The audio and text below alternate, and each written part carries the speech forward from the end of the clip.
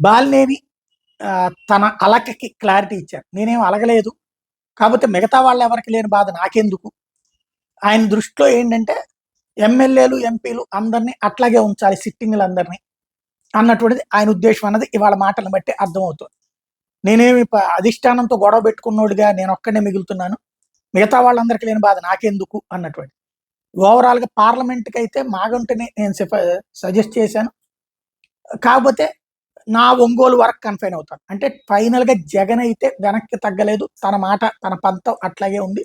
బాలినేనికి ticket okay. మాగుంటకి ఇవ్వను అని తేల్చి చెప్పేసాడు కాబట్టి, బాలినేని చివరి దాకా ఇవాళ కూడా పత్రికలు హైలైట్ చేసినాయి. నిన్న మొన్న కూడా మాగుంట అయితే ఆల్రెడీ తెలుగుదేశంతో ఉన్నారు టచ్‌లో. తెలుగుదేశంతో బేరాలాడుకుంటూ తనతో బేరం ఆడితే గనక అందుకు సిద్ధంగా లేడు జగన్మోహన్ రెడ్డి. కాబట్టి ఇప్పుడు మాగుంటకి ఇవ్వనన్నాడని తేల్చి చెప్పేస్తే దానికి సిద్ధపడుతూ 25,000 ఇల్లు ఇచ్చుకుంటే నా నియోజకవర్గంలో అది అనేటువంటి రూట్‌లోకి బాలినేని వచ్చేసాడు.